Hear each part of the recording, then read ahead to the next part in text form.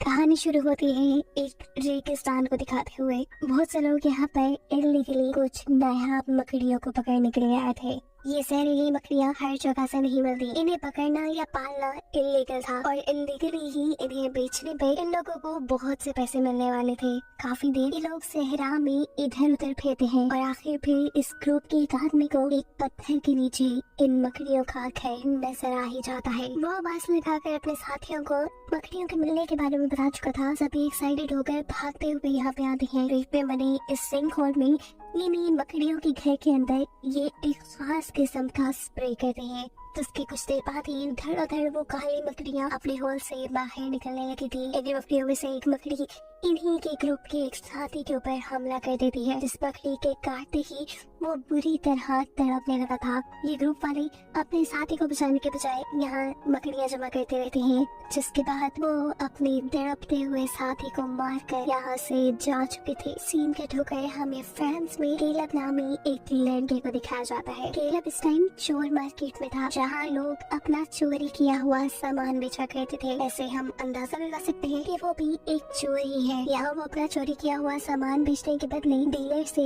कुछ कीमती ज्वेलरी खरीदने की बात कहता है। ज्वेलरी खरीदने के बाद केलब को इसी शॉप पे वो स्पाइडर भी नजर आ जाती है, जिसे पिछले सीन में उन आदमियों ने सेहरा से पकड़ा था। केलब जिससे कीड़े पकौड़े पालने में बहुत इंटरेस्ट था, वो इस मकड़ी को देखते ही समझ आता है कि ये जरूर बहुत नायाब है, इसीलिए वो इस मकड़ी को भी खरीद चुका था। ये सब खरीदने के बाद केलब अब अपनी बिल्डिंग में आ चुका था। उसका फ्लैट काफी ज्यादा खराब हालत में था, जिसे उसकी बहन ठीक कर रही थी। हमें पता चलता है कि कुछ ही टाइम पहले केलब की मॉम की डेथ हो चुकी है, जिसके बाद से वो और उसकी सिस्टर यहाँ अकेली रहती है। केलब अपना सामान अपने रूम में रखने के बाद नीचे स्टोर में आ जाता है, जहाँ उसने बहुत से शूज रखे थे। वो यहाँ जूते ही चेक कर रहा था, कितने में उसका फ्रेंड एक साइकिल चुरा कर ले आता है। केलब खुद भी चोर था, लेकिन वो अपने दोस्त की चोरी पे बहुत गुस्सा हुआ, क्योंकि उन्होंने डिसाइड कर लिया था कि अब से वो कोई गलत काम नहीं करेंगे। वो सब चोरी चकारी छोड़कर अपना बिजनेस करेंगे और ईमानदारी से पैसा कमाएंगे। अभी भी उसे काफी सारे जूतों के ऑर्डर मिले थे। वो अपने ऑर्डर ही कलेक्ट कर रहा था कि तब वो देखता है कि एक कस्टमर का शू बॉक्स खराब हो गया है।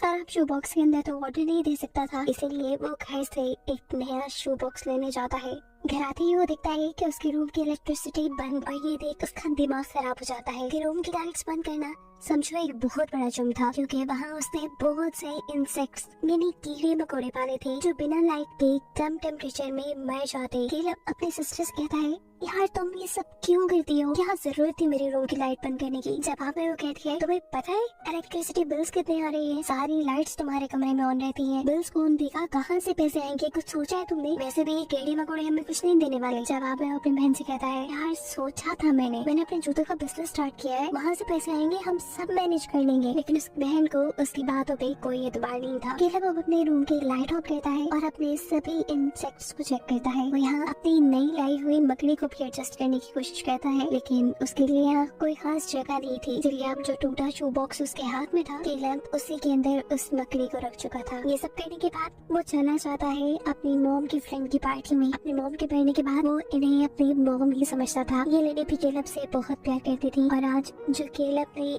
इयररिंग्स खरीदे थे वो भी इन्हीं के लिए थे। वो केलब से कहती है, तुम सुधर रहे हो, अच्छी बात है। अगर तुम्हारी मॉम आज जिंदा होती तो वो बहुत खुश होती। खैर ये लोग अब मस्ती करते हैं, डांस करते हैं, और रात में केलब वापस घर आ जाता है। अब जैसे ही वो स्पाइडर उस मकड़ी को देखने के लिए शू बॉक्स खोलता है, तो मकड़ी उसमें थी ही नहीं। उसे लगा कि वो मकड़ी भाग गई होगी, और ये सोचकर उसे दुख भी हुआ, क्योंकि उसने काफी ज्यादा पैसे देकर वो मकड़ी खरीदी थी, और इससे भी बड़ी बात कि वो बहुत ही नया, बहुत ही रेयर थी। खैर अब वो इसी बॉक्स में रखे हुए शूज को उठाकर नए बॉक्स में पैक करता है और अपने कस्टमर को ऑर्डर डिलीवर करने के लिए बिल्डिंग के नीचे आ जाता है। यह ऑर्डर उसे उसी की बिल्डिंग में रहने वाले एक आदमी ने दिया था। केलब को ये जूते कस्टमर को देते हुए इस बिल्डिंग का ऑनर देख लेता है। वो हमेशा से ही केलब पे शक किया करता था कि जैसे वो इलीगल काम करता हो, इसीलिए उसका ज्यादा टाइम केलब पर नजर रखते हुए गुजरता था। लड़का शूज लेकर अपने घर आ जाता है, और जैसे ही उन्हें ट्राई करने के लिए पहनता है तो उसे शूज के अंदर कोई अजीबोगरीब चीज फील हुई। उसके अंदर बहुत बड़ी सी स्पाइडर थी। शुक्र था कि उस स्पाइडर ने उसे काटा नहीं। असल में केलब ने तो अपनी तरफ से स्पाइडर शू बॉक्स में रख दी थी, लेकिन वो स्पाइडर इस शूज के अंदर चली गई थी। जो शूज दूसरे बॉक्स में रखकर केलब भी दे चुका था। ये आदमी अब जैसे ही शू को झाड़ता है तो उसमें से एक के बाद एक बहुत सारी स्पाइडर्स निकलती है। यानी स्पाइडर ने शूज के अंदर अपने बच्चे भी दे दिए थे। ये सारे स्पाइडर्स इस आदमी को काट लेते हैं। इस आदमी का जिस्म अचानक से सुन्न हो जाता है। वो अपने आप को बचाने के लिए भी कुछ नहीं कर पाया था और कुछ ही देर में उसकी मौत हो गई थी। घर पे अभी तक केलब बहुत ज्यादा परेशान था। केलब की सिस्टर और उसके फ्रेंड्स जो उसके ऊपर सेट कर रहे थे, जब वो उसकी परेशानी पूछते हैं तो केलब यहाँ साफ साफ उन्हें बता देता है कि वो एक जहरीली स्पाइडर यहाँ लेकर आया था जो गलती से उससे गुम हो गई है और अगर वो स्पाइडर किसी को भी काट गई तो उसकी मौत हो सकती है। अभी ये लोग बातें कर रहे थे कि तभी ये नोटिस करते हैं कि जिस आदमी को केलब ने वो शूज बेचे हैं उस आदमी के अपार्टमेंट के बाहर उसका डॉग जोर जोर से भूख रहा है। ये चेक करने के लिए उसके घर जाकर दरवाजा नॉक करते हैं, लेकिन बार बार दरवाजा नॉक करने पर भी वो आदमी कोई रिस्पॉन्ड नहीं कर रहा था। शोर से आसपास के लोग भी इकट्ठे हो जाते हैं पर वो आदमी दरवाजा नहीं खोलता। ये लोग अब पुलिस को यहाँ बुला चुके थे। पुलिस जैसे ही दरवाजा खोल के अंदर जाती है तो इन्हें उस आदमी की डेड बॉडी मिल रही थी। पुलिस जैसे ही दरवाजा खोल के अंदर जाती है तो सामने उस आदमी की डेड बॉडी पड़ी थी, जिसे देखकर सभी घबरा चुके थे। इस पढ़ने का ओनर जिसने केलब को इस आदमी को शूज देते हुए देखा था, वो पुलिस से गुस्से में कहता है कि जरूर केलब ने उसे कोई ड्रग दी है जिसकी ओवरडोज से वो मारा गया, पर ऐसी कोई बात नहीं थी। पुलिस बताती है कि उसकी मौत जहरीले स्पाइडर्स के काटने से हुई है। 5 से 10 मिनट के अंदर इस पूरी बिल्डिंग पर कर्फ्यू लगा दिया जाता है, यानी पुलिस ने इस पूरी बिल्डिंग को सील कर दिया है। अब ना तो किसी को इस बिल्डिंग के अंदर आने की इजाजत है, ना ही बाहर जाने की। और ये बात जानकर सभी लोग गुस्से में आ चुके थे कि बहुत से लोग तो यहाँ रहते भी नहीं थे। इनके ठोकर हम इसी बिल्डिंग में एक सफाई करने वाली लेडी को देखते हैं। जिस वक्त वो आटे की सफाई कर रही थी, अचानक उसे वहाँ पे बहुत से स्पाइडर वेब यानी जाले नजर आते हैं। वो अपनी गॉड से स्प्रे निकालती है और इन सारे स्पाइडर्स को यहाँ मारना शुरू कर देती है। लेकिन देखते ही देखते एक बहुत बड़े साइज का स्पाइडर उसके मुंह पे हमला कर चुका था। हमले के बाद उस औरत के साथ क्या हुआ ये नहीं दिखाया गया। यहाँ केलब की बहन जब वॉशरूम में थी तब वेंटिलेशन के अंदर से भी बहुत सी मकड़ियाँ निकल आती है। इस मकड़ी को देखकर वो इतना ज्यादा घबरा जाती है कि जोर से चीखवाती है। यहाँ उसकी हेल्प करने के लिए उसके दोस्त आते हैं। वो उसे वॉशरूम से बाहर निकाल चुके थे। लड़का एटलीस्ट बड़ी से स्पाइडर को पकड़ना चाहता, लेकिन जब वो इस सब में कामयाब नहीं हुआ तब वो स्पाइडर को मार देता है। ये लोग वेंटिलेशन का पाइप खोलते हैं तो वहाँ बहुत सारी स्पाइडर्स थी जो देखते ही देखते वहाँ फैलने लगी थी। इससे पहले कि वो वॉशरूम से निकलकर पूरे अपार्टमेंट में फैल जाती, ये लोग वॉशरूम को सील कर देते हैं। केलब हैरान था। वो इन्हें बताता है कि ये सेरा की मकड़ियाँ हैं। कम टेम्परेचर में इनका बच्चे देना तो दूर, इनका जिंदा रहना भी मुश्किल था, लेकिन पता नहीं कैसे उसने इतने बच्चे दे दिए। अब ये सब डिसाइड करते हैं कि ये यहाँ रहे तो मर जाएंगे, इन्हें किसी तरह इस बिल्डिंग से बाहर निकलना होगा। पर केलब यहाँ से जाने को तैयार नहीं था। वो कहता है कि ये बहुत बड़ा खतरा है, हमें यहाँ रहकर यहाँ के लोगों को इस खतरे से अवेयर करना चाहिए ताकि वो लोग भी अपनी जान बचा सके। लेकिन ये लोग केलब की बात नहीं सुनते और आधे से ज्यादा लोग इस बिल्डिंग से बाहर निकलने की कोशिशों में लग जाते हैं। लेकिन बिल्डिंग पे तो कर्फ्यू लगा था। यहाँ केलब पर उसका वो दोस्त जिन्होंने इस बिल्डिंग में स्टे करने का फैसला किया था, वो पूरी बिल्डिंग का विजिट करके चेक करते हैं और दर्दनाक हकीकत इन्हें ये पता चलती है कि वो स्पाइडर्स बहुत बड़ी तादाद में पूरी बिल्डिंग में फैल चुके थे और उन्होंने ही बिल्डिंग में रहने वाले काफी सारे लोगों को भी मार डाला था। दोनों ही घबरा कर अपने अपार्टमेंट में वापस आ जाते हैं। यहाँ आकर वो देखते हैं कि इनका ग्रुप भी वापस आ चुका था क्योंकि उन सभी को इस बिल्डिंग से बाहर जाने का कोई रास्ता नहीं मिला। वो लोग इस अपार्टमेंट में ही थे कि तभी इस बिल्डिंग का ऑनर यहाँ जाता है क्योंकि ऐसा लग रहा था कि सबके पीछे केलब है। ये लोग दरवाजा खोलते हैं तो वो आदमी आयरन रॉड लेकर केलब और उसके दोस्त के ऊपर हमला कर देता है।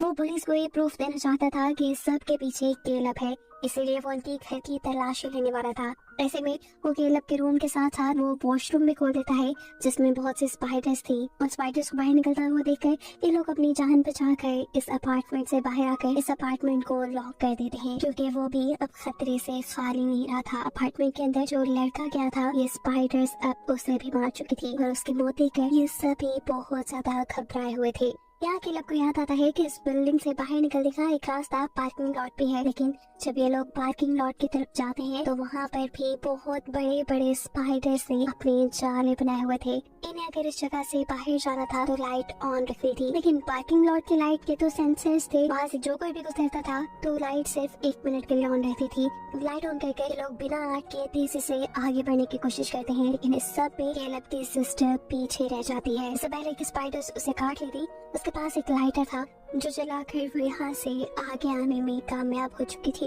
बेसमेंट के दरवाजे तक पहुँचने पे इन्हें पता चलता है कि ये दरवाजा भी सील था। ये लोग बहुत खटखटाते हैं लेकिन पुलिस उनके लिए ये दरवाजा नहीं खोलती। कुछ देर बाद वहाँ पे पुलिस के जरिए जहरीली गैस छोड़ी जाती है, जिसका मकसद था इस बिल्डिंग में मौजूद हर जिंदा चीज, चाहे वो इंसान है, मकड़ियाँ या कोई भी जिंदा चीज, उन सभी चीजों को मार देना। इस स्प्रे को देखते हुए केलब अपने दो साथियों के साथ जाकर एक कमरे में छुप जाता है, क्योंकि इनका चौथा साथी भी यहाँ मारा गया था। काफी टाइम ये लोग यहीं गुजारते हैं और फिर पुलिस की तरफ से ये दरवाजा खोला जाता है। पुलिस ने रखा था कि अब यहाँ कोई भी जिंदा चीज नहीं बची होगी, लेकिन जैसे ही वो अंदर आके केलब और उसके साथियों को दिखते हैं तो उन्हें अरेस्ट कर लिया जाता है। पुलिस वाले इन्हें जल्द ही मार देते। यहाँ पुलिस बिल्डिंग में से एक और आदमी को भी पकड़ कर लेकर आती है, जो इस वक्त इन्फेक्टेड भी हो चुका था। केलब यहाँ पुलिस वालों से लड़ने लग जाता है कि हमें बचाने के बजाय हमें मारने की कोशिश की जा रही है। ये कौन सा इंसाफ है? जिस पर पुलिस इंस्पेक्टर सबको बताती है कि ये मकड़ियाँ बहुत जहरीली है, इन्होंने जिन इंसानों को भी काटा है वो भी इन्फेक्टेड हो चुके हैं, और अगर ये इन्फेक्शन यहाँ से बाहर निकल गई तो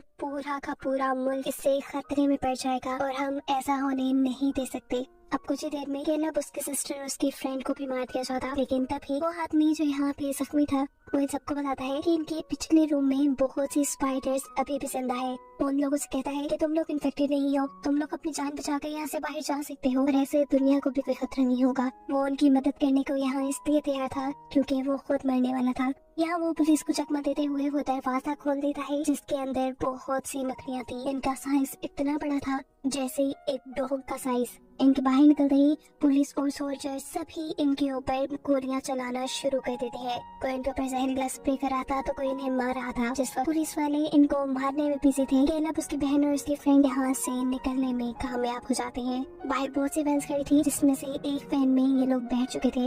हालांकि उनकी इस वैन के आगे भी एक स्पाइडर आ जाता है, लेकिन ये उसे कुचलते हुए आगे बढ़ जाते हैं। जिसके बाद अब सीन कट होता है और हमें कुछ ऐसे बाद का सीन दिखाया जा रहा है। पता चला है कि केलब, उसकी सिस्टर और उसकी फ्रेंड वहाँ से जिंदा बचने में कामयाब हो गए थे, लेकिन अब आज गवर्नमेंट उनकी इस बिल्डिंग को तबाह कर रही थी जहाँ उन्होंने पूरा बचपन गुजारा था। हम देखते हैं कि केलब के पास अभी भी सीक्रेटली एक स्पाइडर मौजूद है, जिसे उसने सबसे छुपा कर बहुत ही ख्याल से रखा हुआ था, और इसको ही दिखाते हुए कहानी यहाँ खत्म हो जाती है।